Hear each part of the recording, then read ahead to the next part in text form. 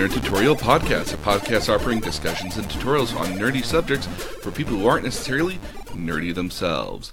With you today is myself, your nerdy tutor George, and with you today, one of my absolute greatest cycling heroes, my mom. Oh, why thank you. Now, before we even get started with today's topic, I want to say that my mom is going to be riding the AIDS Life Cycle. And if you can, it's a wonderful charity event where my mom is basically going to bicycle all the way from San Francisco all the way down to LA over the course of several days, and she's bicycling, not riding a motorcycle. She's going to bicycle over 545 miles up and down hills for about 5.5, 6 days? 7 days. 7 days. 7 days. I will put a link on our website where if you're interested in donating to her particular ride, you can. So that way we can help raise a lot of money for AIDS awareness and science and study. They do mobile testing. Yes. So I think that's a big gain over the last couple of years, is the ability to bring testing to communities, including homeless communities. Absolutely. Because again, I mean, it's a disease that continues to ravage the world. There's not really a cure for it at any bigger level. So the most you can do for the most part is kind of just deal with it. And they've got ways to stabilize it. Absolutely. But on to today's topic. And today's topic is actually just the beginning of what is a month-long topic. I'm intrigued. I have no idea what this is. Well, it's a topic that's very near and dear to a lot of nerds. It's Star Wars season. There's something new coming out because I see Baby Yoda everywhere. Well, okay. Well, that's a completely different thing. Baby Yoda is not. Baby Yoda is from a different show. But the genesis of this was because we have Star Wars: The Rise of the Skywalker coming up here, opening on December 20th. And so we're going to do like a bash for the entire month on Star Wars stuff. So we're going to talk today, obviously, a tutorial on what Star Wars is and kind of the logic of it. And then we're going to go through the different trilogies over the next few weeks. So, and the way I figured what you're going to do it is we're going to do it in the order in which Star Wars would like us to do it. So, you say that with a frown on your face. I say that with some skepticism and shenanigans in it, but no, let's go into a tutorial on what Star Wars is. It's a very sci-fi heavy series created by George Lucas back in 1977 after he finished American Graffiti, which was also a very interesting 70s movie. I saw American Graffiti when I was 16 years old. Oh, well, and again, I mean, like, you would be kind of in the prime in which Star Wars came out. You could speak to the notion of, like, these basically lines that just generated forever. Oh, I can. The origin of, like, what was... I have a story about that one. Even better. I mean, and the origin of basically what a blockbuster is at the end of the day. Yep. And one of the things I did want to start off by talking about with Star Wars is that Star Wars is a sci-fi... is a science fantasy series, not a science fiction. And there are people who will be a little, will kind of play the same term as like a hard science versus a soft science fiction. Now, the reason I say this is that they used to have a term for hard science and soft sciences, and we consider hard sciences like biology, chemistry, things in which we have known provable outcomes when we conduct them, versus what we would consider soft sciences like sociology, criminology, social sciences, things like that, essentially, at the end of the day. Things that don't necessarily have a defined outcome or a predictable outcome in a lot of cases. Like, you know, we can predict who's going to win the presidency until the cows go home. It doesn't really matter until the votes actually come in. Right. You know, and very much how one person thinks may not necessarily influence exactly or be the exact same thing versus somebody else's way of thinking, because there's a world of spectrum there. Versus, like, 2 plus 2 is always going to equal 4. It never equals 5 unless you're rounding up for 2s. Okay. So that's kind of the idea of, like, soft science fiction or soft science and hard science, where it comes into our science fantasy sort of thing here, is that the difference in sci-fi fantasy and science fiction is kind of your ability to allow it to be realistic versus fantastical. So, like, a good example might be that, like, Game of Thrones is a hard medieval series, versus Lord of the Rings might be considered more like a soft fantasy series, or fantasy, medieval fantasy, I guess, maybe. Okay. Because again, much in the same way that like Game of Thrones here treats itself very realistic. There's not very many fantastical elements. Even when the dragons actually start popping in, they're new. Like, they're not an immediate sort of thing. They just kind of come about as being new things that are happening. The new magic and you only happening. have one witch. Yeah. And again, magic is very, very rare in the world of Game of Thrones. Right. Versus Lord of the Rings, like, you have elves, you have Gandalf. You have goblins and orcs and trolls and dwarf halflings. You have this myriad of fantasy elements onto it. And even then, even though we have this myriad of fantasy elements, not really well explained where any of this came from, so long as it just exists. Well, and interesting that you point that out, because with Game of Thrones, they are humanoids, Mm-hmm. as opposed to all the other options that you just listed. Yeah. Yeah. And a good example of where we might have like science fiction versus science fantasy here is definitely going to be science fiction would probably be something like Star Trek, where it treats like a lot of its technology as hard science sort of elements here. Like you could technically read an owner's manual for how Star Trek stuff works, and it all kind of makes sense to the most part, escaping the logic that there's not really any sort of gravity technology to keep us upright in space. Warp speed doesn't really exist, and Klingons and these other like aliens don't really exist, but there's enough tangible logic to it at the end of the day that the series has done a great job that it could realistically exist. It's the future as one might foreseeably see it. Yeah, in as realistic as possible, versus Star Wars is very much a sci-fi fantasy, because there's a lot of elements that don't make sense in it. Like, you can't really have ships in space doing these elaborate banking turns and movement and everything. Like, that's not very realistic, because again, the amount of forces acting on a ship to get it to do like to just basically stop in space, turn backwards, and move around is a lot of forces on something. So the Millennium Falcon isn't just like turning on its side and going. No, I mean, it might be moving through space and spinning around stuff, but the number of you never see any sort of like thruster elements or anything on it. Like, obviously, the elements of Jedi and Sith magic, like that, they're magical elements of that, and we'll talk about that here in a bit. Can't really ever exist, as far as we are aware of. Right. But again, so that's why we consider it a science fantasy versus a science fiction. Got it. And some people might even say like a hard science might be like Star Trek again might be a hard sci-fi versus Star Wars being a soft sci-fi. These kind of terms do come up periodically, obviously. But let's talk about some elements of Star Wars. And I think the big one here is the Force. Yes. The Force is kind of this energy that kind of exists throughout the universe. Some people can tap into it, some people can't. And it's kind of like being in a pool almost. Like, if you're in the pool, you can feel the waves moving up and down. You can feel when somebody else jumps into the pool, and if you're wet, you're wet. It's really hard to get dry when you're in the pool at all. But the Force allows you to do a number of different fantastical things. Like, you have the ability to lift stuff with your mind. So you've got telekinesis. You can also have telepathy, where you can read some people's minds. Or you can manipulate people. This is not the... These are not the droids you're looking for. Yeah. So... but it also has some tangible elements of precognition and ability to kind of power up your body in some ways, make you stronger, make you faster, make levitate. You more... Yeah. So the Force is very unique, and of the Force, we have two kind of major users of the Force, which have very different philosophies between them. You clearly have the Jedi, who are these good, noble kind of users of the light. They're the knights. Yeah, they're very, like, honorable knights at the end of the day. They're actually known as Jedi Knights.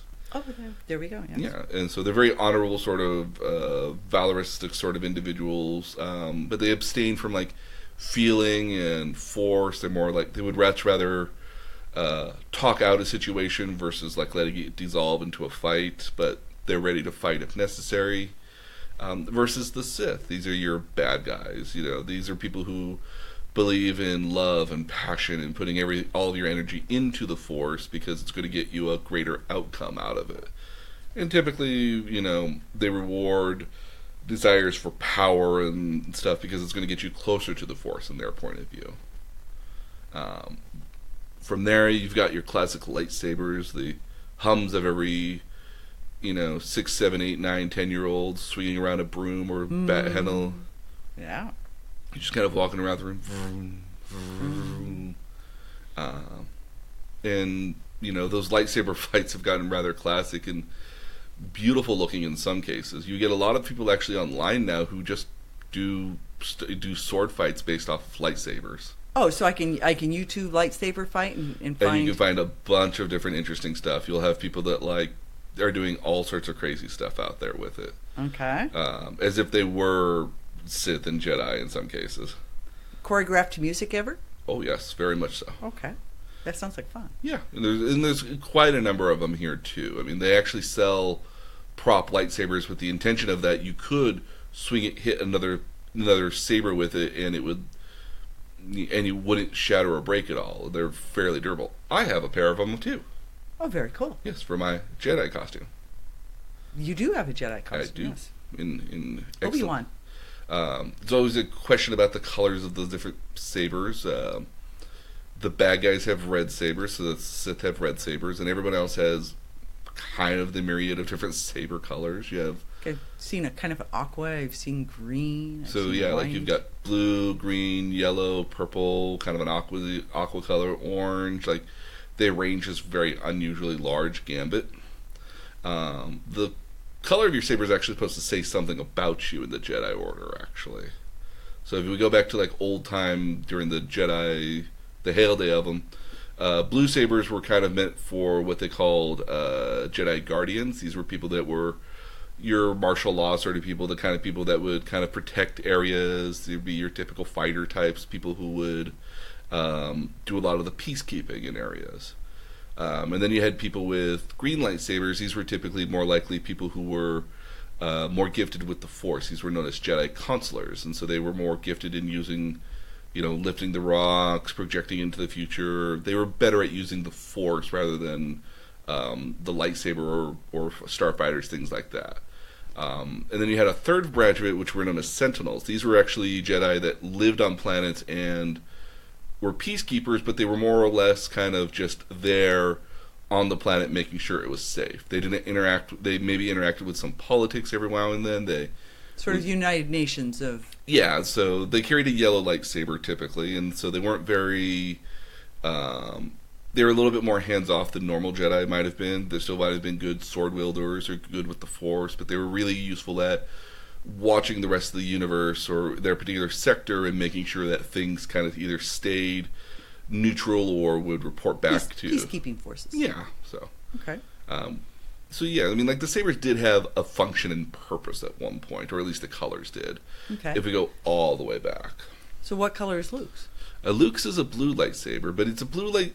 Originally, if we go back to like the first one, he actually had his dad's lightsaber, so it was blue because Anakin Skywalker was a very martial sort of person at the end of the day. So he would have had a blue lightsaber, and Luke starts with a blue lightsaber, but eventually gets a green lightsaber, which is actually an interesting logic as to why that actually came about originally. It was a technical reason why he had a green lightsaber, not a distinctive reasoning for it. Oh, so what is the technical reason? So when he gets the green lightsaber, he's on a planet with a blue sky in the background. Oh, you couldn't see it, and you couldn't see the blue lights. You couldn't see the blue lightsaber. And in the first set of movies, it was a very kind of whitish sort of thing with a very light bluish kind of hue to it. Yeah. And in later movies, they ended up kind of skewing it more toward being a blue lightsaber, if only just to make it stand out more. But again, against a blue kind of backdrop, it doesn't stick out. It sticks out. It gets hidden inside the sky at the end of the day, so you couldn't see it at all. Which is very kind of interesting because when you go to Endor, which is a very foresty green planet, he's got a green lightsaber, but he doesn't use it a whole lot there at all by comparison. Ewoks. Oh yeah, and we'll talk about Ewoks a little bit more here too. Okay. Beyond that, we also have blasters. These are their guns essentially. At the end of the day, they move kind of almost fast. They move like a bullet would almost. You can barely see it if you ever see it. nobody can apparently hit each other with it. That's how like bad people are with blasters. Stormtroopers, it's a notorious joke that stormtroopers can't hit the broadside of anything. They have horrible aim. They have absolutely horrible aim. By the way, if you haven't seen it, there's a video of the stormtroopers putting up a tree, a Christmas tree. Oh, there is a. Cute. We might be able to get this more toward like when we talk later about the fan elements of it. There are people who dress up as stormtroopers who do comedy bits. Oh, that would be good. It's very funny. And this is, by the way, the stormtroopers putting up the Christmas tree is a comedy bit. Oh yeah, no, yeah. That's not uncommon for stormtroopers. If you look in the background behind the troopers putting up the tree, the guys in the background doing all sorts of things. One of my favorite Disney commercials actually is when they were redoing the Star Tours ride, and they had for Disneyland they had an advertisement where they had Darth Vader and the stormtroopers. They went to go to the ride. It was closed. So instead, they just went out through the park and were hanging out in the park instead. And so Darth Vader's there with the stormtroopers, and the stormtroopers are being a little bumbly. Like at one point, one of them gets like Mickey Mouse ears and is wearing them throughout the day. Darth Vader's in haunted house and he gets scared by a ghost. So he pulls out his lightsaber.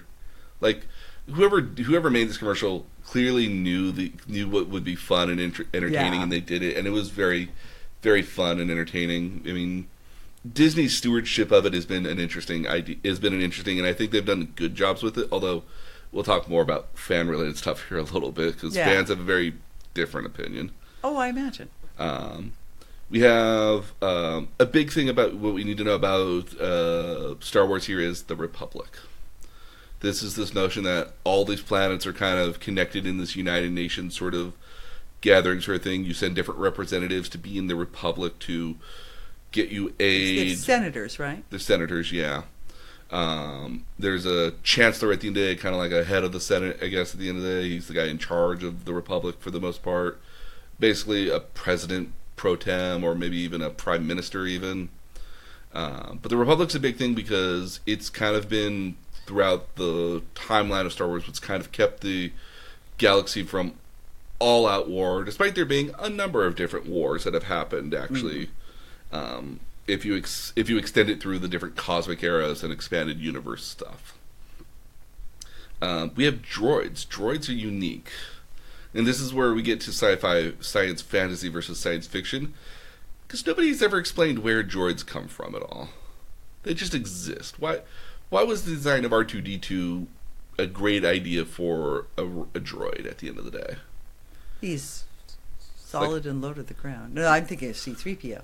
Well, C-3PO is the gold one that okay. Has. So I'm thinking of R2-D2. Yeah, you're thinking of the droid that looks like it's basically like a rolling trash can, which has been described as. It's how it's been described, and I've seen people who have made R2-D2 trash cans, which is cute. Well, I saw an R2-D2 crock pot. Oh yeah, no. There's a lot of Star Wars merch out there. Yeah. But droids just kind of exist, and they all have their own personality.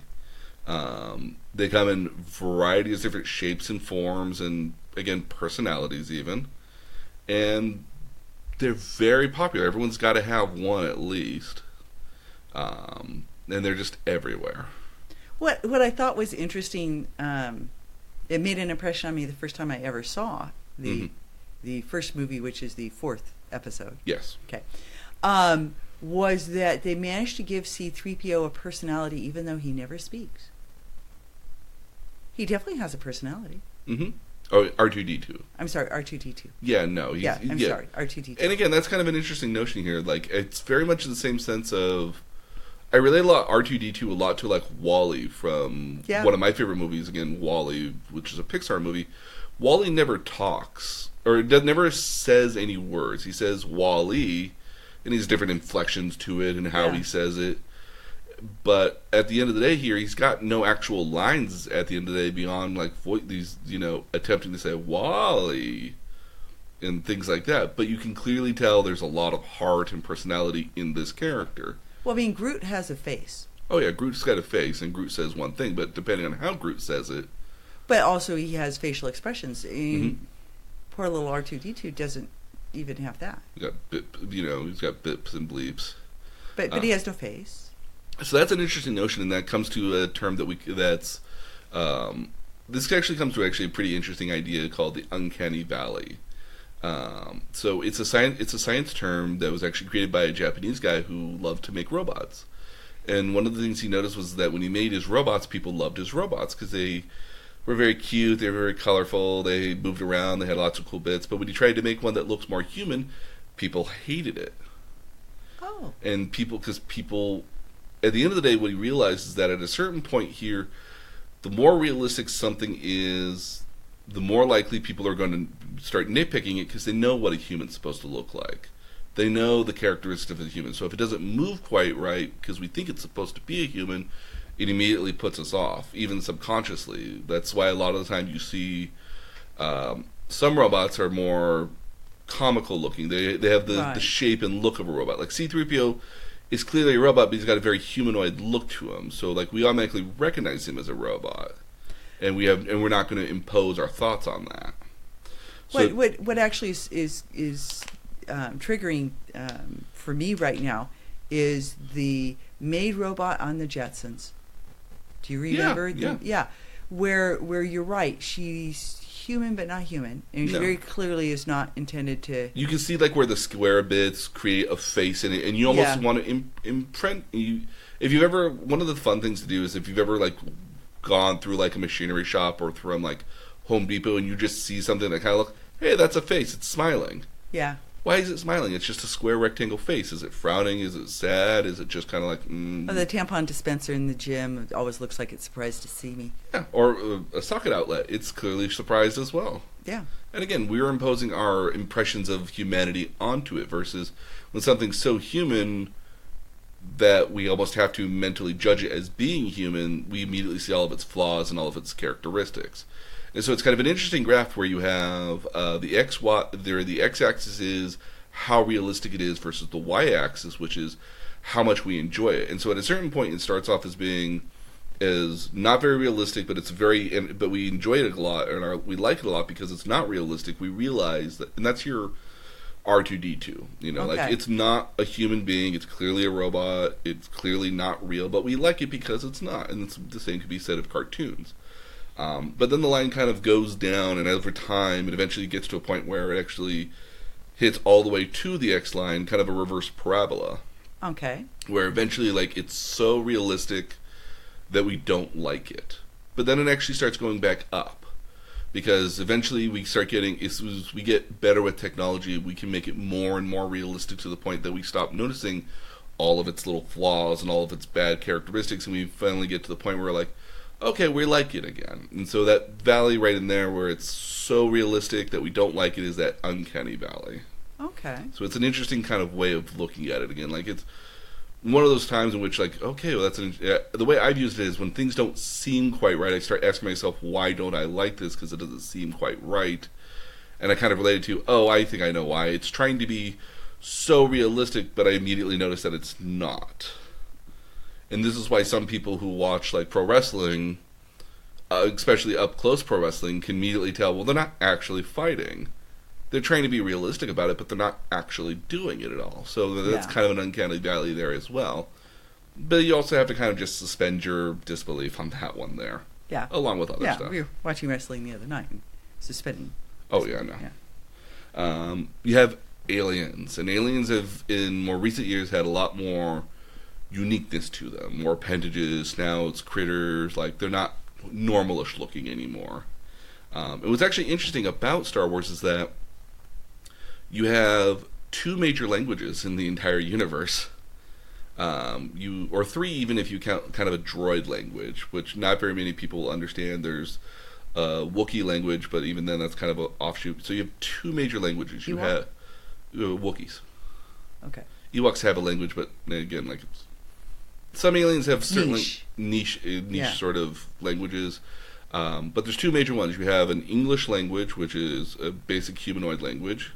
And then you have a colloquial kind of language known as Abresh, which is a alien language. Most writing is in the Abresh language, which is basically just restylized English characters at the end of the day. Okay. If you remember by Jedi costume at one point, they had different kind of letters going. Has glyphs. Yeah, so all those glyphs are the Abresh language, and so if you were studied it for long enough, you could read out that it says basically my name and what my character is and stuff like that. So all those were very intentional in the design at the end of the day. Did not realize that that's what it was saying. That's cool. It was, again, for somebody who's really into it, who would know the language, they would be able to kind of point it out. If not, they just look really, really cool either way. And then there's obviously just a lot of sci-fi elements that fit in with fantasy. Star Wars is very much kind of like being in the Wild West a lot of times too, which I find very kind of entertaining at the end of the day.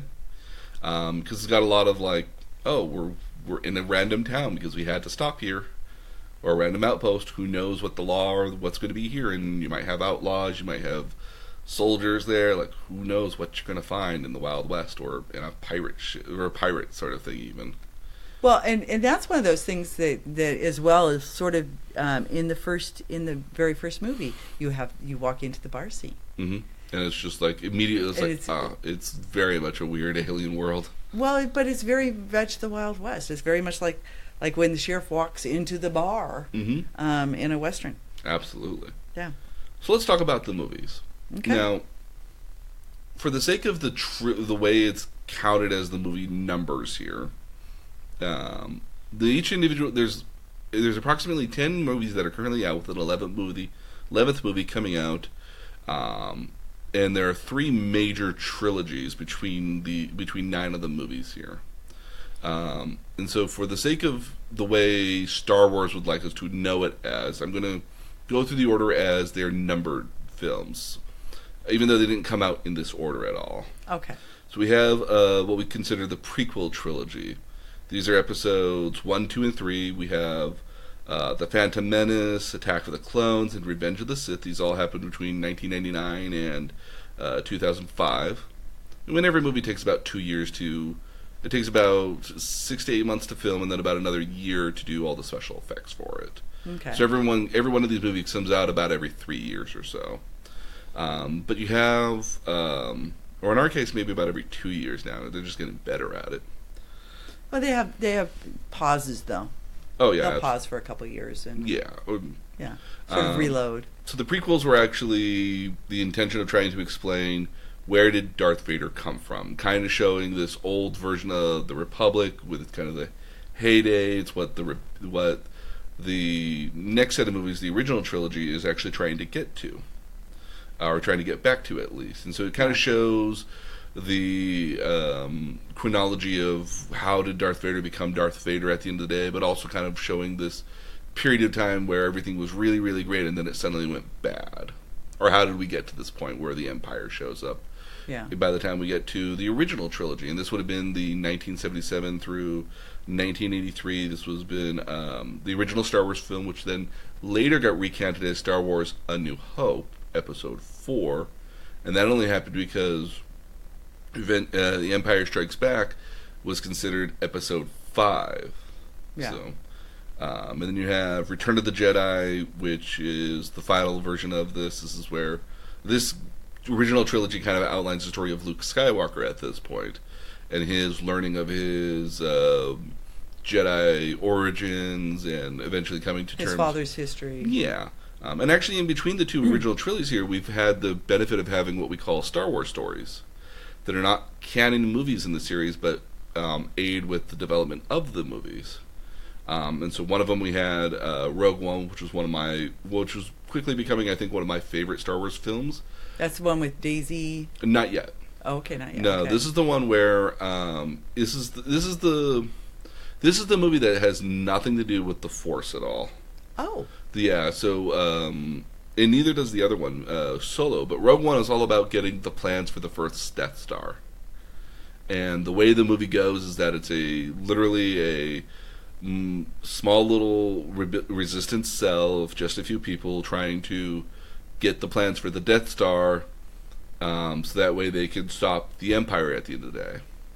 And I like it a lot because it's very much these are the soldiers that don't get medals when they come back. These are the scoundrels that are the snipers, the people that are the worst of the worst in your army that you kind of need at the end of the day to do the honorable things that you need to do. Your spies, your assassins, things like that. But then you have Solo, which kind of tells the story of Han Solo and how he gets the Millennium Falcon from Lando Calrissian, and the genesis of where him and Chewbacca's relationship comes from. And so that'd be interesting. It's an interesting take here too. I know a lot of people are kind of mixed on that one, if only just because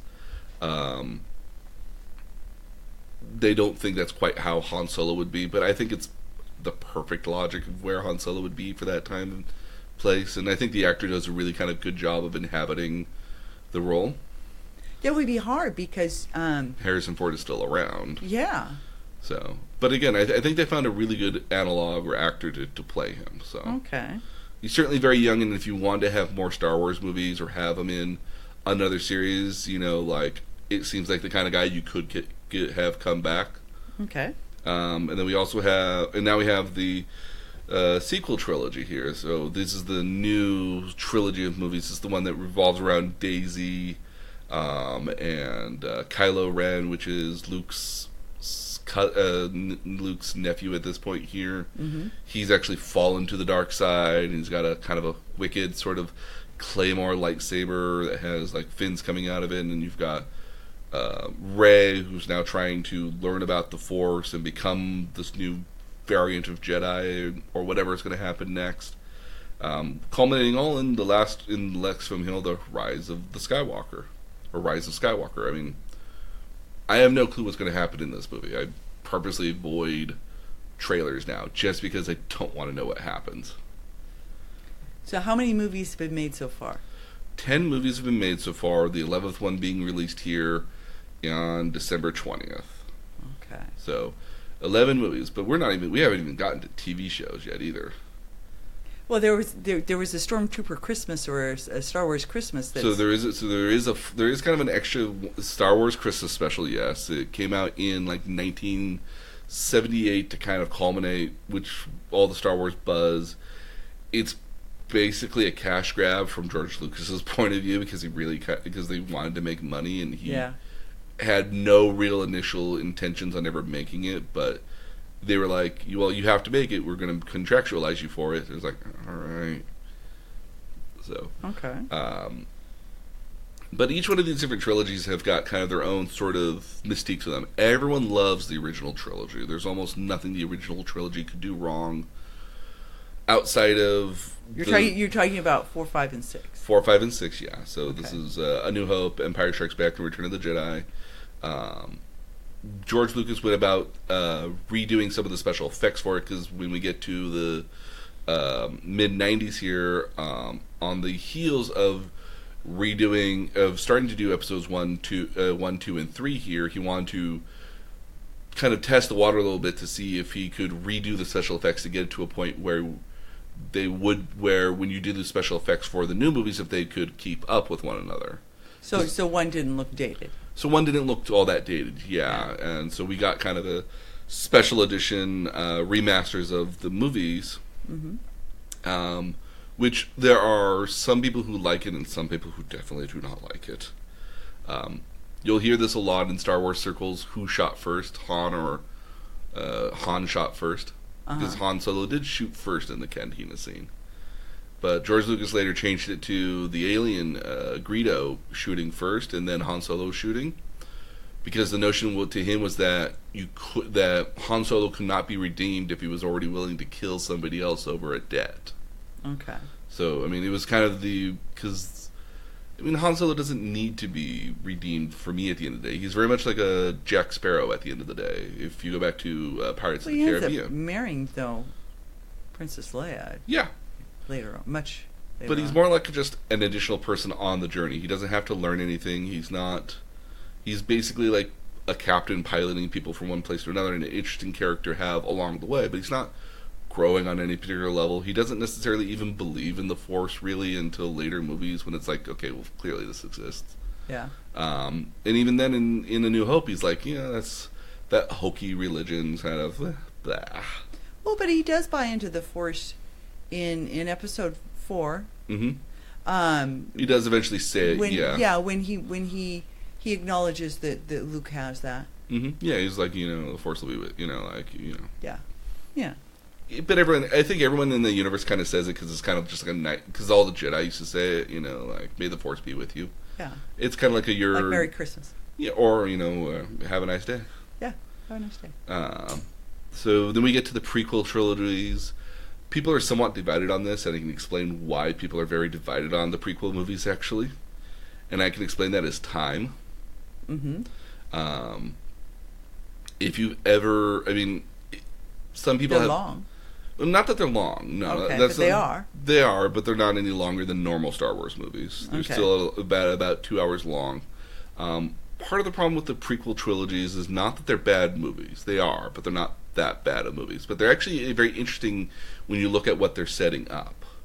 Is that they're setting up the notion that there is this Chosen One mythology that everyone's really, really believed into. And come to find out, you were all tricked. There's not really a Chosen One mythology. Look how much it's destroyed you because you put all your faith in the one basket of eggs. And then when you get to the original trilogy, they're still thinking that there is a Chosen One scenario, that there's going to be one guy to fix it all. And even then the guy is like, maybe it'll work and maybe it won't work, but damn it, we're going to follow this belief. So there's an interesting notion there. But but you hold on to Princess Leia to sort of fix it all. She becomes sort of... Yeah, she becomes kind of a major senator and a major player in there, and eventually she's like, not necessarily the Chosen One, but she's more or less... But there is literally a mythology as why they let Anakin be a Jedi, even though he was like 8, 9 years old by the time they found him, even though they usually start him off at like 4 or 5 years old. He was too old initially, but they believed that they allowed him to become a Jedi because he was supposedly the Chosen One. Okay. And they eventually start, Luke and Obi-Wan almost kind of project that onto Luke as well, where they think he's the Chosen One. Well, and Luke doesn't start his training until much later. Yeah. But typically in normal kind of Jedi fashion, you would have, if you would have been found that you would have been like Force sensitive at maybe 2 or 3 years old, and they would have taken you from your family and shipped you off to the nearest training Jedi Academy and started your training at a very young age. And by the time you became like 10, 11 years old, you might have been training to be a Padawan to another master, so you might have been starting your training at that, your actual like training and going out to the world, like your service training maybe, or your internship maybe. But the major reason people don't like the prequels at the end of the day is because they had the better part of 15 years when you think about it, because it came out in 83. If you allow the summer to kind of happen as well, where a little bit more time in 1999, people had over 15 years to think about what happens next. And part of the problem was that people, when allowed to left with their own devices of what they think will happen, will literally think that they're going to come up with the next greatest thing. Well, so was there a lot of fanfic around that? Yes. There's a lot of Star Wars fan fiction out there, and there's even a lot of books that kind of describe how did Darth Vader become Darth Vader? Who was this Anakin Skywalker? Where did all this stuff come from? And a lot of people had their own thoughts and opinions on how they thought the original trilogy would go, or how they thought this movie would go, and inevitably. So you're going to disappoint some people. Well, you're going to disappoint people who think, who if it doesn't like punch it out of the park. A lot of people were very concerned about Marvel movies as well, because like, how do Marvel movies, with all this anticipation and all these people who know all these characters and everything, how come they don't fail by comparison? Yeah. And I think a lot of that has to do with the writers of it here, which is very much Marvel. Marvel has a lot of hands-on in the writing process and stewardship of their characters with the individual directors doing it. They have a lot of deep understanding of the lore of the comics and the direction they think, not necessarily the direction the characters should go, but what would be in the character's best interest based on the lore, or what new lore will you make. Like, Tony Stark, for all extensive purposes, is very similar to the version in the comic books. Same thing for Captain America, the Hulk. Like, all those characters are... Hawk? Hawk? Hawkeye, yeah. All the characters are very one-to-one. You could put them in a comic book and they would not feel out of character at the end of the day. Okay. And Marvel has done a really good job with not only stewarding the characters in a very unique and interesting way between their different movie series. They've done a very good job of that. As for the Star Wars movies, are meant to be kind of standalone properties at the end of the day. I mean, like, outside of the trilogies where like you have to kind of know what happened in Empire Strikes Back to really understand why Han Solo was in carbonite at the beginning of Episode 6 here in Return of the Jedi, but it's not a deal breaker at the end of the day if that's the case. You know, you can kind of go into it thinking, "Oh, I've seen that guy before," and move I know along who with he it. is, and I know he's kind of a rebel, so it doesn't surprise me that somebody. But again, in the interim between when Return of the Jedi came out and The Phantom Menace begins, there again was 15, 16 years worth of material that kind of existed that allowed people to kind of think, oh, this is what should happen, or this is what's going to happen. And when it doesn't happen quite the way you think it should happen, or, you know, because everyone was just literally spitting balls at that point, who knows what was going to happen? Yeah. It becomes very muddied and people have varieties of different opinions about it. And it's also, I think, at a time in which the internet came about. The internet was really starting to take off in the very late 90s and early 2000s, that people could communicate about their thoughts and impressions about stuff. And an echo chamber creates an echo chamber. Yeah. And if one person says something's bad, somebody's going to latch onto it and another person until, again, like it becomes a virus and people immediately start thinking, no, the prequels were bad movies. But then we get to the sequel trilogy here. But you kind of said the prequels were bad movies. They're bad movies they're not bad movies. They're good bad movies. They're the Attack of the Killer Tomato. No, not that bad. These are Tropic Thunder. Yes. Super bad. Okay. They're bad movies in the sense that the acting is very stiff sometimes. You can almost watch some characters, you know, mimicking the lines between other people before they get to their lines. They don't age well is probably the better way to say it here. They don't age very well. Okay, that's a fair comment. You know, back in like the early 2000s, we might have had a little bit more rosier sort of Clint on it, sort of look on it here, but like they don't age well in the sense that like the tone and politics are a little bit more askew. For me, my biggest dejection of it here is that the technology is way too shiny by comparison to what was in the original trilogy. The original trilogy has like a lot of technology. It looks very kind of, you can see the pipes and parts on vehicles, and you can see where like the circuit board would be and stuff. But in this version here, in the prequels, they're very shiny. Everything's got a very kind of glossy look to it. So since that predates the other, that seems really out of place. Yeah, and then my major real gripe with the original trilogy is that the way they talk about the Force and the Jedi and stuff like that in A New Hope is that it's been gone for all this time. It's been gone for like 100+ years or something. Like it hasn't existed for a millennia or a century or something. Like they treat it like, oh, that old Jedi hokey religion is like. But when you look at the movies, it's only been like 18, 20 years at best. Yeah. Luke's like 20 years old when when like Star Wars A New Hope starts. Yeah. And if you consider that he got born at the very end of Revenge of the Sith, like it's only been 20 years, and these guys that are in like their 50s, in like these 40s or 50s, is like, you were around when Jedi were here.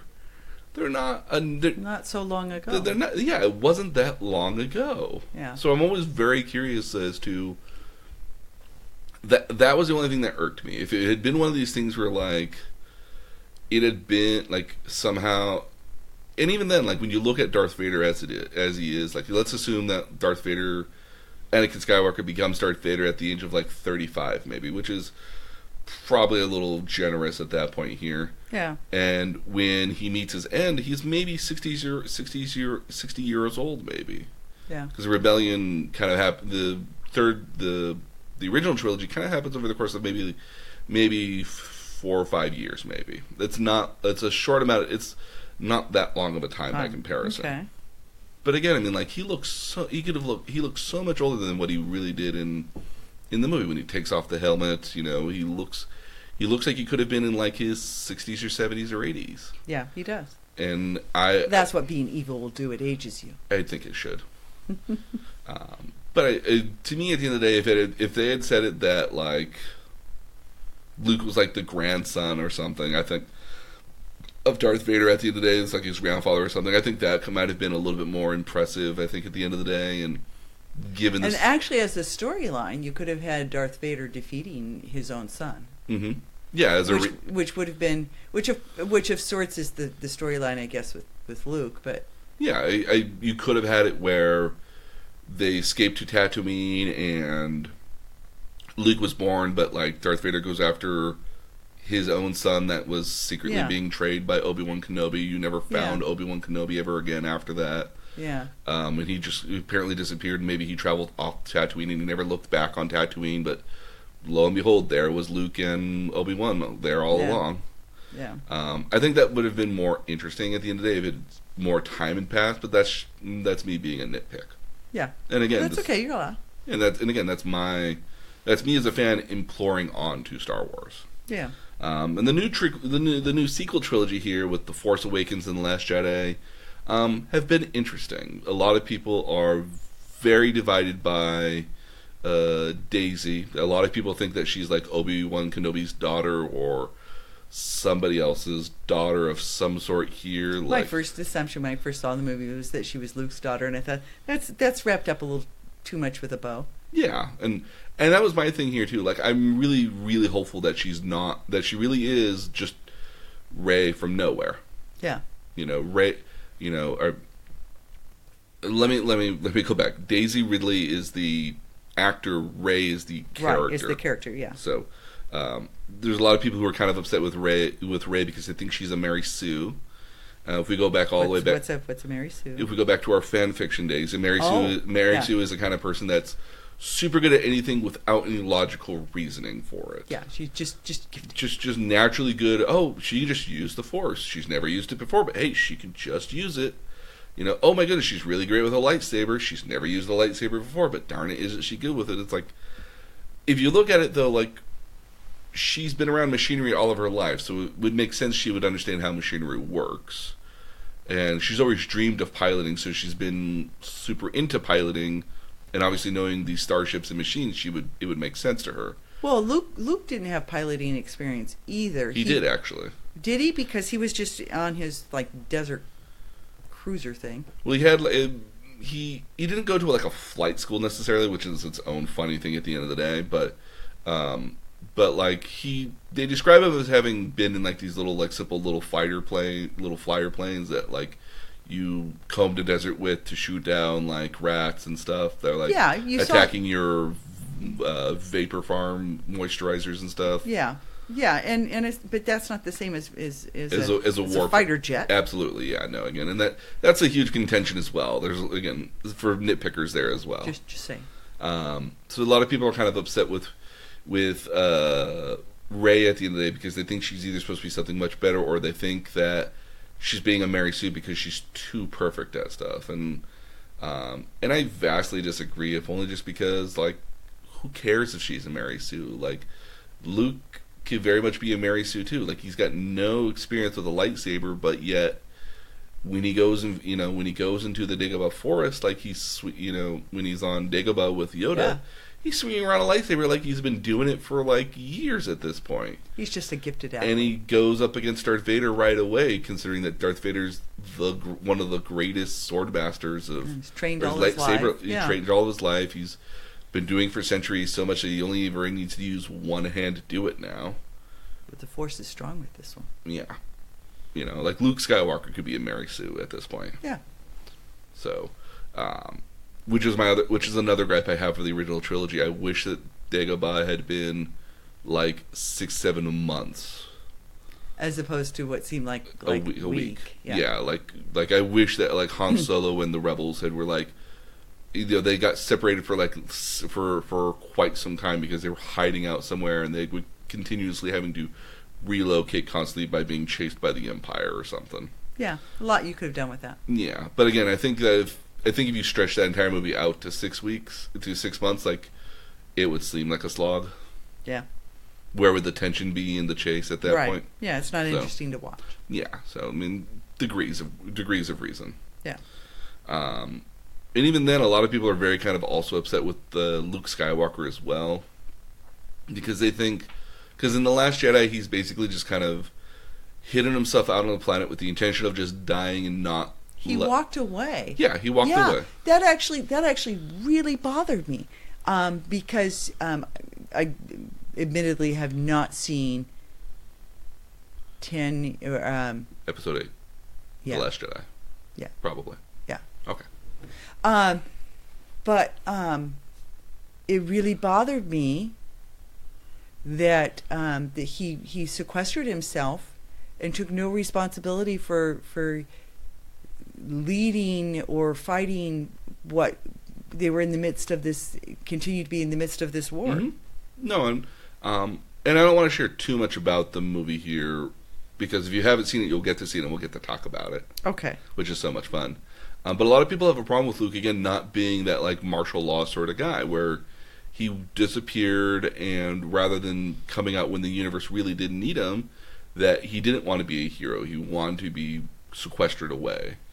But like other people have said, like, yeah, but that's kind of the life of all major Jedi in this story. Like, you look at Obi-Wan Kenobi and you look at like Yoda, they went into hiding. They disappeared from the universe. They trained people. They didn't actually. They didn't?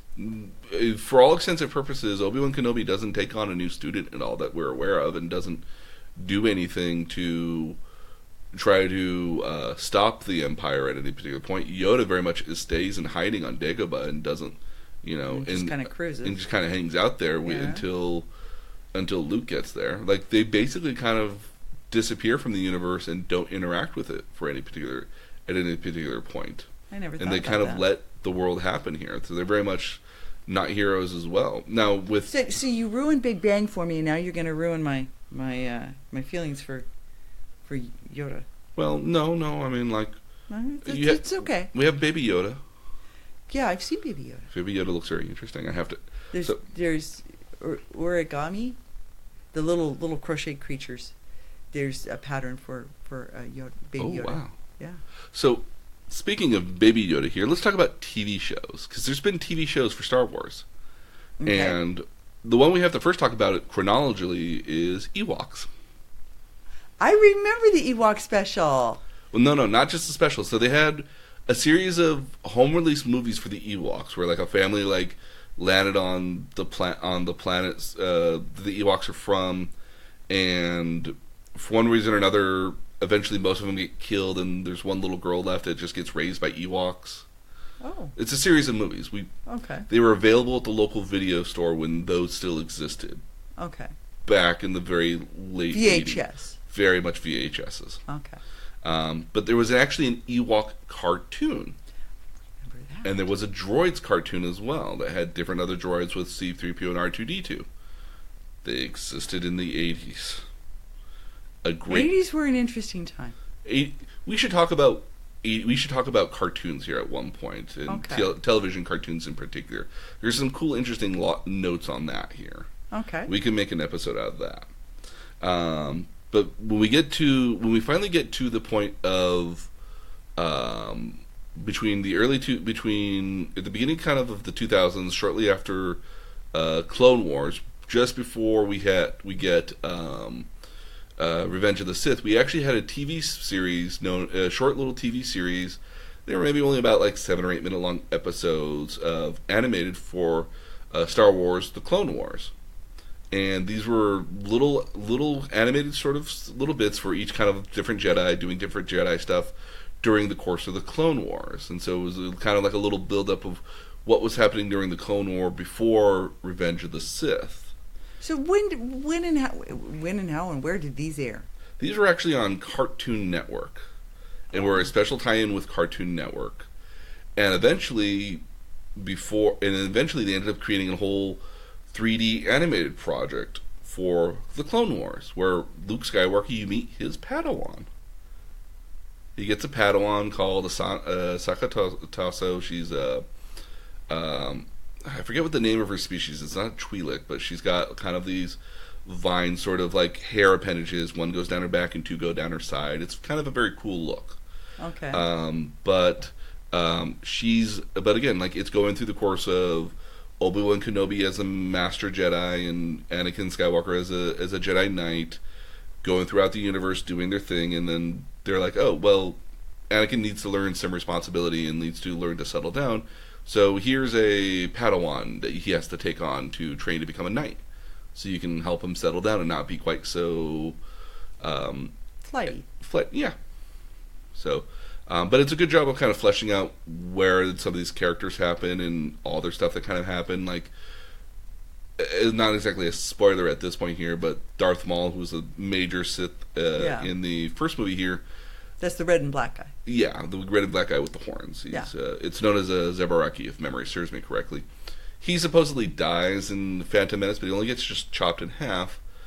This animated Clone Wars, which is very much done in kind of like a Pixar 3D kind of way, actually shows the process of, no, he actually survived, and he actually used the Force to cobble together kind of like robotic limbs that were initially kind of like a spider and then became like a chicken and then just became human legs eventually. And that he was still very, very active as a Sith after a certain point. Are we going to see him again then in the movies? No, but in the movie for Solo, you actually do see him at the very, very end, and he becomes like a cartel leader of some sort. Oh, a drug lord? Kind of like a drug lord, yeah. Okay, cool. Supposedly, he does die before the start of A New Hope. But there's actually a cool bit here where are probably going to get, and we are going to get an Obi-Wan Kenobi series. Oh, that'd be Ewan fun. McGregor is going to come back to be Obi-Wan Kenobi. It's going to be a TV series. It's a similar vein of The Mandalorian, which is currently airing right now on Disney Plus, and it's supposed to take place on Tatooine over the course of the years where he was in hiding. So we may see him come back, maybe. So maybe he wasn't, while he was in hiding, he really was training people, and you just don't know. Precisely. I don't know. Again, my imagination can be very active. Okay. Other TV shows we have, again, in the same vein of Clone Wars, we had another series called Rebels. Now, Clone Wars kind of takes place between the second movie and the third movie. This is Rise of the Clone. Again, this is Attack of the Clones and Revenge of the Sith. And then we have Star Wars Rebels, which is about another Resistance cell kind of starting the rebellion with rogue Jedi that survived Order 66. Okay. And these are in a rebel cell at the end of the day. Okay. And so this kind of takes place between Revenge of the Sith and the end of Return of the Jedi. So kind of events kind of happening in between that time frame right there. And there's actually another series of that currently going on called Resistance, and this is a. So we have monetized the shit out of this. Well, it's not so much we monetized the shit out of it, so much as that the same people that were doing Clone Wars then moved on to Rebels, and then are now moving on to Resistance, because now obviously this is in the timeline of where the First Order has come about, and this is Resistance to get the First Order. Okay. So like they're basically just. We got done playing with these characters. We're now going to pick up new characters and a new part of the story. Okay. And then obviously we have The Mandalorian here, which is streaming on Disney Plus. I'm going to steal my little brother's access to Disney Plus once it's finished coming out, because I cannot do weekly series anymore. Oh. I can't watch something on a weekly basis. It drives me nuts thinking about it. To wait. Yeah. It's one of the reasons why when Game of Thrones was coming out, I have to wait until the end of the series to watch it, and then I'll just binge watch it over the course of a day off. Because to me, when I was watching Japanese animation a lot of the time, I can actually name the series that did this to me. There's one of my favorite of all time series called Code Geass. Every episode in their second season ended with like a cliffhanger. And so you had to know, like something happens that was like, oh, this happens, I wonder what the next episode's going to be. And every week drove me nuts for literally half a year for 26 episodes. Drove me nuts trying to figure out what was going to happen next. Oh my goodness, this is a new little bit of detail. I wonder how it works. And after a while, and after that season ended, I was just done. I was just mentally exhausted from that. Because it took so much out of me to just be like, oh my goodness, another week. I'm also of the opinion here as well that like when this does kind of happen, I'll stop something midway through and I'll forget to pick it back up. Well, and I've done that with Game of Thrones because I haven't finished yet. I'm midway through season 4, I think. Yeah, and I would like to finish. Yeah, and this is also the same reason I've never finished a Final Fantasy game, which are notorious for being like 80 to 100 hour slogs of games. Like I will get like halfway through it. And then I'm just like, okay, I have to stop and pick up something else now. Yeah. And I'll forget to come back to it. It's why I also have a lot of a lot of alts in World of Warcraft. A lot of other characters are like, oh, I got this all the way up to level 70. I'll try something else here for a little bit because I'm getting tired of doing this one thing, and then I'll never come back to it some days. And I'm like, well, I'd like to panda again. Oh yeah, absolutely, we can definitely panda again. Yeah. So as an example, so one thing I really want to talk about is beyond the movies in major media. So beyond movies and television, Star Wars has probably, short of maybe one or two other series, has probably the most fiction out there in the form of books. Okay, so written work. Yeah, so there are literally people who have made a living off of continuing the Star Wars story. How does George Lucas feel about that? It's He no longer owns it, so he has no control. true, but even when he did control it, he wasn't very particular about it. Like he did it. He let people have their fun. He let people have their fun. There were some rules. Okay. There were not allowed to be any more Yoda races. So Yoda as a character doesn't have a known race. George Lucas never envisioned there being more than like 2 or 3 of them in the known universe. Okay. So like, the Yoda race doesn't even have a name for the race of characters. He's just Yoda. It's just Yoda. There's no other. And even when we look it up on the here's a fun one for you. Guess what the Star Wars Wikipedia is known as? Wookiepedia. That's clever. That's clever. Yeah. Okay. So even on Wookiepedia, which is where all this canonization of Star Wars stuff happens on, it just lists the race as the Yoda race, because George Lucas has never stated what the race is. But there's only like a few of them in the known universe, so they're not common. Another one is that Wookiees cannot be Jedi. Wookiees have no ability to interact or sense with the Force at all. They can see it moving around, but they have no way to interact with it. But you trained... Oh, okay, Wookiees, I'm sorry. Yeah, Wookiees. Yeah. Which is, again, also one of my favorite things is to do the Wookiee War and Star Tours and just screw with people. Because it's just like, especially if you're in the very back of the ride, you're just, instead of like going, ah, you're like, and like people are just like, oh my goodness, there's a Wookiee here somewhere. They think it's amazing.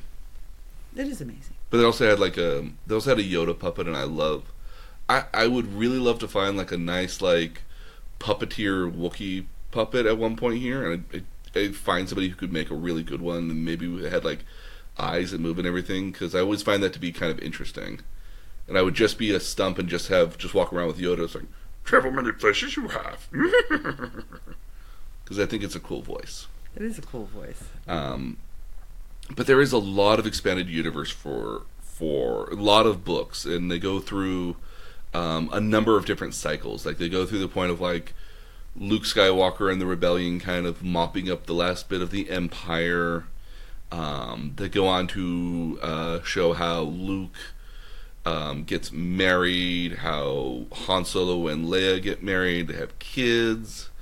Now, do Han Solo and Leia only have the one? They actually have 3. They have 3. They have 3. 2 of them are twins, and another one is just a regular childbirth. And of the twins, one of them goes to the dark side. Okay. Which is, I think, is very much kind of the genesis of where like Kylo Ren comes from. Yeah. And so like there's that, and eventually, Chewie dies, saving one of the Han Solo kids. Yeah. And which is very kind of tragic for me, but so I like Wookiee, I like you so much. But it's the appropriate way for him to die. Yeah. He's getting. There's an entire like Sith that kind of come back a little bit, in a way. Luke Skywalker becomes a Sith for a period of time because there's like a reanimated version of the Emperor. Like they're bizarre. Like there's another war where like the Jedi that have been created by Luke Skywalker have to face this like invading force that's always been in the fringe of the universe of the core galaxies, just waiting to come in.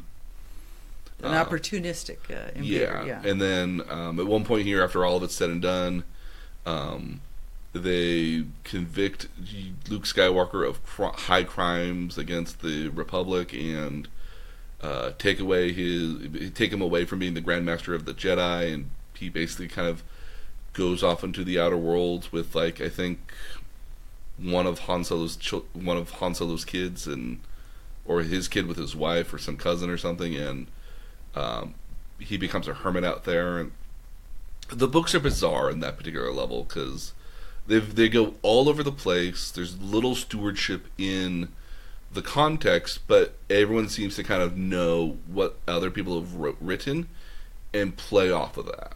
Like, Luke's eventual wife, Jade Mara, becomes a central figure in a lot of other books, and their relationship becomes a major focal point.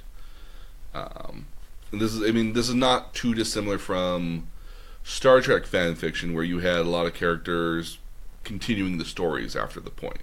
Yeah. And because Picard has to get married at some point. Precisely. Yeah. In theory. I mean, there's also... But we know he was a happily married man because he lived happily married in the one episode for years and years and years. He played a flute. He did.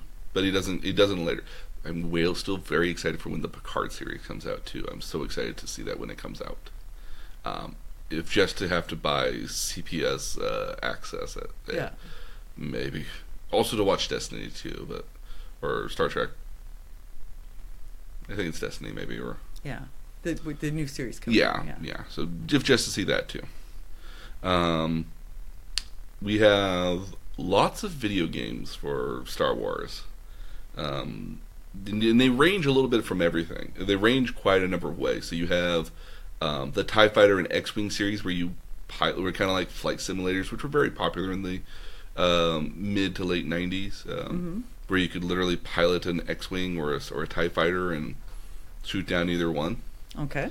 You have the Jedi Knight series, which was a series about... I forget what the guy's name is, but he's like a normal person who becomes a Jedi, and it's both a first-person shooter and a third-person lightsaber. It's considered kind of the most popular version of what lightsaber combat in a game might look like. Okay. We have a couple standoff games, The Force Unleashed, which is about Darth Vader's secret Jedi, or secret Sith apprentice. It's somewhat considered canon because his house flag is what's the flag for the Rebel Alliance. This kind of like soaring, kind of like bird sort of thing, I guess. Okay. So it's somewhat considered canon, if only because it incorporates and it takes place in this kind of vague timeline where not a lot of stuff happened. But it was also just right at the point where Disney had bought the series. Bought the Star Wars franchise, and they were moving a lot of stuff to what they call their Legends or Expanded Universe catalog. Fortunately, this was one of those that wasn't pushed over that way. So it's considered semi-canon at the end of the day. Okay. And then we have, more recently here, we have Star Wars Battlefront, which is kind of like a number of first-person shooter games that have been out before, especially in the Star Wars universe. There was one before this. But this is nice because this one is more interesting because you have the chance to play as some of the major characters. Like you can eventually play as like Darth Vader, Darth Maul, the Emperor, Luke Skywalker, Obi-Wan Kenobi. You can play through the galaxy's greatest heroes. It's well received as a game, but not as a monetization structure because of the way loot boxes work. And we'll talk about loot boxes in another episode. Okay. It's basically kind of like a gacha mechanic. But at a much kind of higher price threshold. Yeah. It's a limited audience. Very, yeah. And then most recently, the latest Star Wars game we had was Fallen Order, which is kind of an annoyance for the publisher that publishes it because it's doing really well. And the publisher has made the publisher who owns the rights for the Star Wars franchise is known as Electronic Arts, or EA. They've made people who do Madden football. Yes, they've made a point of saying that they believe that gamers don't want to play single player games anymore, which is an absolute lie. If you look at some of the best single player games that have come out recently, you have the most recent version of God of War. You have this amazing version of Spider-Man that came out recently. That's awesome. Like, people love enjoy these single player games. And then you have Fallen Order, which again takes place in this timeline between Revenge of the Sith and A New Hope. That's a very, very well received game at the end of the day, and a lot of people have received it very well, and people like it a lot. But EA doesn't like it because it's proving the fact that the single player game actually did really, really well. We should probably make more single player games. But they want to take it in a different direction. Well, they want to go in a different direction because if you play a multiplayer game, you're forcing people to have to continually buy subscription service to be online, or buy more monetization to get the new stuff. This is like an example, part of the problem with games like not Minecraft, but Fortnite, where the big intention of Fortnite is to get these cool kind of character costumes and skins. Yeah. And specialty sort of weapons, because it's how you look cool in the game. And if you don't look cool in the game, like, you're just a scrub. You could be the best player in the entire game, but if you don't have like a cool looking skin, or you don't have a cool look to you at the end of the day, you're nobody. And a lot of the same way, especially with Battlefront as an example, it's a very large multiplayer game that you can play as. You can't be like Darth Vader if you haven't unlocked Darth Vader. Yeah. And the natural way to unlock Darth Vader would mean that you would only unlock Darth Vader after like 2 months of in-game play. And this is assuming... So you're forced to put in the time. You're either forced to put in the time, and this assumes that you just get Darth Vader. You wouldn't get like Luke Skywalker or other things along the way if you didn't want to spend more money. Yeah. The idea of a multiplayer game is that people will inevitably want to keep putting money into it because they got to stay concurrent with what everyone else has. They got to keep up with the Joneses. Yeah. Yeah. Got it. And so that's why they want to shift to a multiplayer, because they're also what they call live services, which is just a way of saying you have to keep paying to play this game. You already paid $60 to play. Yeah. Okay. So that's why they don't like these single player campaigns. It's all about money. Pretty much. Yeah. I mean, corporations are made to make money. Yeah. They're not philanthropic. Not yet. Yeah. And then we have one of my favorite Star Wars games that came out back in 2012. We have Star Wars Galaxies and Star Wars. Or before that, actually, let me talk about Knights of the Old Republic. This was a game also created by EA by a company called BioWare, which does really great RPGs like Final Fantasy in a sense.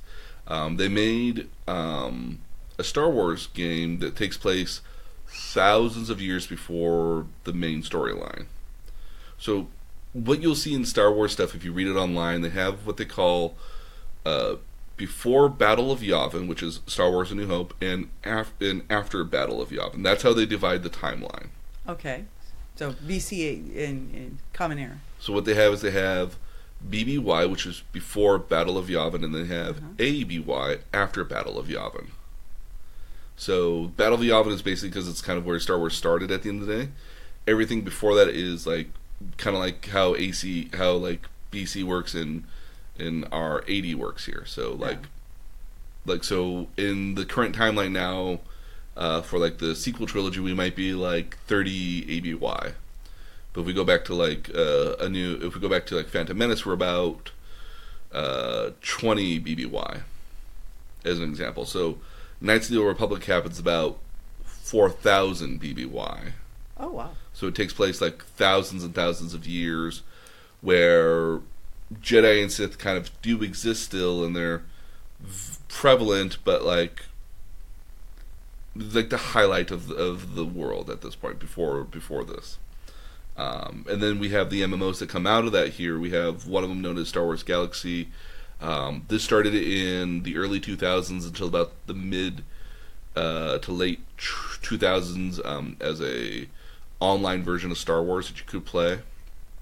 I know a lot of people who, when they moved over to Star Wars The Old Republic, which is a kind of off the tail ends of BioWare's Knights of the Old Republic, because it takes place in, I think, 39 or 38,000 BBY. Kind of moved over from Galaxy to that, and they were like, "Oh no, Galaxy is so much better." It's like, I've never been in Galaxy, but again, it's like playing World of Warcraft, literally. Well, I mean, given how successful that model is, If anything, you can't short them for trying. no, not at all. If anything, I actually liked one of the things I liked about the Old Republic, and it's been probably about 5+ years since I've played it, was that the way you used your abilities, you used all of them all the time. So you had like 10 different attack abilities and maybe like 3 or 4 different support stuff and maybe some what I would consider oh shit buttons. Like if stuff really goes down, you would hit this. You use all those abilities in a rotation and in a fight sometimes, which I like because it keeps you moving around constantly and using all your abilities at the end of the day. Okay. And so I really appreciated that as a thing at the end of the day. And I missed that on a certain level. Plus, I got to play as a Jedi, and I got my own starship. I traveled around the universe. It was cool. It's cool. Lots of and there's lots of cool role playing opportunities as well. People like literally was in a Jedi. And again, you could play either side, right? Yeah, you could play as a Sith, but you could also play as what they called an Imperial agent, which was kind of like an Imperial spy almost. Ooh. They had the coolest ship too, by the way, for my record. And then you also had you could also be a bounty hunter as well, a Mandalorian bounty hunter. The good guy side had 2 different kinds of Jedi. They had a smuggler, which was very much the vein of like Han Solo, and then you had a Republic trooper. And both sides were analogs to one another as well. So like the trooper was the same as the bounty hunter, the smuggler was the same as the Imperial agent. The Sith, I forget what the Sith variants, the 2 Sith variants are offhand, but they were variants of the Jedi version. So they were 1-to-1. Which is, again, Old Republic, for still being out in 2012, is still ongoing. That's pretty cool, actually, because that's 7 years. Yeah, so which is a long time in an MMO in some cases. Yeah.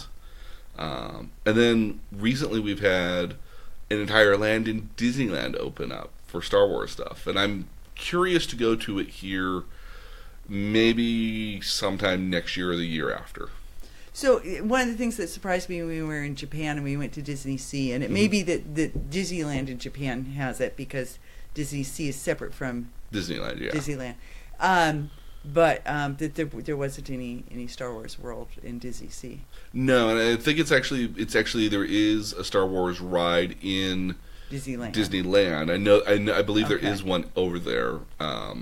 Okay. But Disney Seas again was more about this notion of like more about the water and kind of cool sciencey sort of stuff. I'm almost a little surprised that like there's an Aladdin and Little Mermaid land in there, but only because I think Little Mermaid does kind of fit the water sort of discovery theme in there.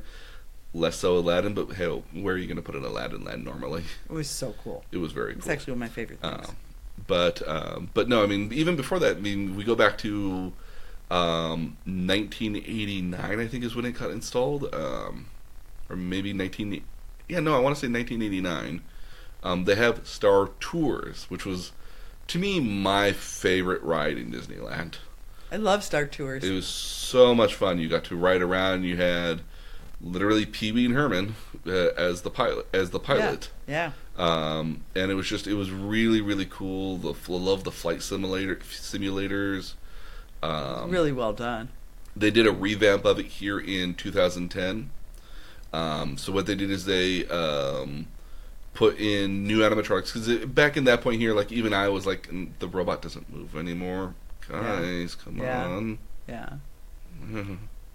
And you could see through like the screen mesh that would, when it goes up and down, there was actually holes in it. So it was in dire need of refurbishment. Yeah. And the new version is very much set in this kind of middle ground between Revenge of the Sith and A New Hope, and they do kind of this great job of it's R2-D2 and C-3PO kind of leading a tour group that go into wacky shenanigans. But it's interesting because they have multiple outlined courses. Oh. So what's interesting about it is... So a little bit like the ending of Raiders of the Lost Ark. When we rode the Indiana Jones ride in Disneyland, we kind of had the option of going through 3 different doors. It's randomly selective. And each time we go through a different door has different kind of subtle changes to the show itself. Like sometimes you might go, if like, especially in the beginning and in the end. Like Indiana Jones will say something different at the ending versus in the beginning. It's got a completely different sort of look to it. Like there's one for money, there's one for youth, and there's one for future vision. And the surroundings kind of change based off of which one you go through. There's actually a very cool door mechanism. There's actually 5 doors in total. Wow. Or there's 3 doors actually, and the 5 doors in total. You always go through the center door, but this entire platform kind of shifts and moves depending on which door you're going through. So it centers you to the door. So it looks like you're being centered into that door, and you're going through that door. Yeah. Which is a really cool mechanic, actually. That is cool. But when we go to start with the new version of Star Tours, though, they made it modular. So there's 2 different beginning scenes that you have. Then you go to 3. Then you have the choice of 3 different planets it can take you to. So I believe it takes you to Hoth. It takes you to Tatooine for a speeder race, and then you get and then you have the chance of going to Kashyyyk, which is the Wookiee planet. And then you get like 3 kind of middle scenes where you get either Yoda, Leia, or the Fish Admiral, which I can never remember his name off the top of my head. Admiral Adbark. Yeah. There's a trap. You'll see that frequently in the Star Wars memes. It's a trap. It's a trap. But my favorite one is always where he's holding up a coffee cup and it's a frap. That's cute. So you get like 3 different middle scenes there, and then you get to 3 more different choices of planets. You either get to go to you get to go back to Naboo. I believe that then you get to go visit the Death Star, and I forget what the 3rd one is offhand. Maybe one of our listeners can. Oh no! Wait, you go to Hoth. Hoth is one of the earlier planets, not Kashyyyk. With the people, with the big. It's the one with the Ice Walkers. Yeah. Yeah. That's what I was trying for. Yeah, with the AT-ATs, the Ice Walkers. So Hoth is another planet. So, what did I say? Kashyyyk, Tatooine, and you go through you go through 3 different planets. And so, in theory, you have the chance. If you ride it, you would probably never ride the same ride twice. There's 42 different variations of the same ride. Oh wow! And the benefit of that as well is that you could actually switch out different scenes for new stuff when the other stuff comes up later. So you could, in theory, swap out elements of the ride to add in new things or take stuff out over the course of years. And I haven't seen them do that just yet necessarily. But it's an interesting notion if they wanted to. But most recently here, they've opened up a Star Wars land in Disneyland. Again, I'm super interested to go to it. Probably, I'm thinking maybe spring of this next year is when I can do it. I mean, it's basically my weekend if I do that. Drive down on the right after work on Friday, check into a hotel, maybe one of my hotels. There you go. They're nearby. And then go on like a Saturday or a Sunday, and then drive back up. Yeah. And again, it's about a 6.5 to 7 hour drive, so it's not a slog at the end of the day. But it is a doable thing, or I could take days off. Yeah. But no, yes, there's theme parks, which are very much fun. And the last thing I wanted to talk about here today was fans. Okay. So we mentioned Wikipedia. It's just like the Star Trek version, which is so cute. Which is the alpha memory, which is kind of the way Star Trek's major information bank is. Wikipedia has everything you've ever wanted to know about anything. It's got like the chronological timeline of the Millennium Falcon through its many, many thousands of iterations, because apparently it's a couple 100-year-old ship, the Millennium Falcon. Well, it's pretty beat up. Yeah. It gets more beat up in Solo. It looked a little bit different, but it's a cool ship. One of the things I really wanted to talk about with Star Wars fans is what they call trooping. So, trooping is the notion is cosplaying as Star Wars characters. Okay. Most notably, stormtroopers. And so, there's actually a very large official Star Wars community for trooping. Yeah. And they're very well known for actually going out into the community and doing stuff for the community. And the biggest one here is known as the 501st. It's so known that it's 501st, which was Darth Vader's own actual army troop. These people did the video of them dancing? Yep, they're probably a part of the 501st here. Every actually city and county has their own variation on this. So like so in a lot of cases, like let's say like you live in San Diego and you move to like Phoenix, Arizona, there's probably a 501st Legion there that based off of if you're could basically integrate you into their society. They have very specific rules, like you have to be screen accurate sort of costume pieces. You can't have other pieces that don't quite fit in with the lore or the world. Certain things have to be quite in order. It's one of those things. What I've thought about is that I actually have a Wookiee puppet, like a puppeteering puppet. And what I've thought about doing in the past is getting stormtrooper armor, putting cuffs on my Wookiee, and just walking around a con floor, just being like, "Sorry, out of my way. We're taking up this prisoner to Section 8 BC or something." Yeah. And just have the Wookiee kind of. Grrr. People actually get microphones to go inside their helmet that project the stormtrooper-like sound, like it's coming out of a voice box. It's very cute. That is cute. But again, like stormtroopers are a big thing. People dress up as Darth Vader. People do dress up as the Alliance side as well. They do dress up as Jedi, X-wing fighters, rebel soldiers, things like that. So cosplay in the Star Wars community is very big. And so, what do you think of Star Wars so far? Well, I mean, and my pool of knowledge is so very different. Mm-hmm. I can remember in 1977, it was a big movie. It was a big release, and we literally drove down to L.A. to Mann's Chinese Theater, mm-hmm. and waited in line for hours. We were underage and running across the street to a Lion's restaurant and alternating drinking strawberry daiquiris. It's quite illegal, but that's okay. Nobody can arrest me now. Who's going to call? Yeah. Yeah.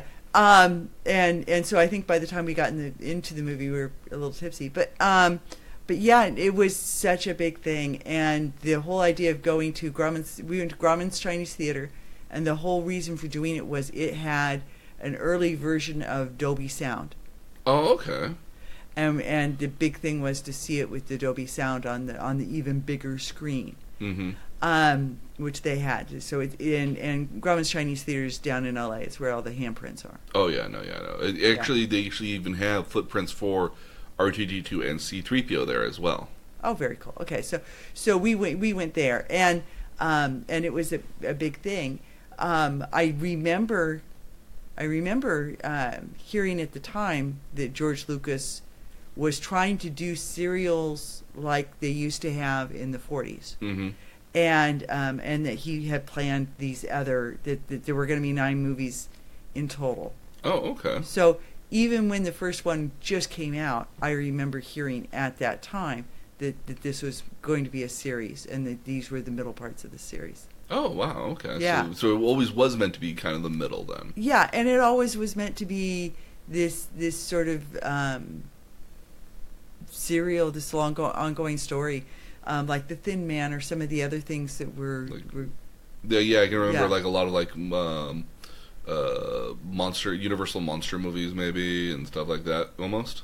Yeah, so it was always intended to be sort of a long running franchise. Yeah. Cool. Wow. So yeah, I remember hearing back then that it was going to be 3 series of 3 movies. Mm-hmm. So really kind of curiosities me, and I guess we'll have to talk about this after we watch it, is kind of what happens after Rise of the Skywalker. Like, do we go on a hiatus for another 5-6 years before we do another Star Wars movies, or do we go right into the 10th movie and 11th and 12th movie here? Do we push forward in any sort of time here? Because the way The Last Jedi ends is not on a high point on any particular level, so and we're actually very quickly going to with the death of Carrie Fisher here just about a year ago now, like we've lost with the exception of Mark Hamill, which I think at this point would still continue to do Star Wars movies because I think he has a lot of fun doing it. He's not doing a whole lot else. No, but he actually does. Actually, Mark Hamill's a very, very active man in voice acting. Really? Because you don't see him on anything. You don't see him on anything, no. But I hear his voice all the time. You guess what his most popular character he's ever voiced is? What? The Joker. Really? His version of the Joker is what I think of when I watch the Joker. Anytime I see an animated Joker, he actually, Mark Hamill describes that he's always been a big Batman fan, and he actually got to be in one of the first Batman animated TV show, in the first animated TV show that was on Fox, done by Warner Brothers. He was actually a side character in the thing, and they were like, well, I always wanted to do like a character in there, and they told him, well, do you want to do the Joker? And he was like, no, I can't do the Joker. He's too iconic. I can never do him justice. And he got up and he did basically like the way he sold himself on the Joker was he figured out a laugh, and his laugh was the intention that it was like going up and down on an accordion. So it starts off kind of like low and kind of raspy, like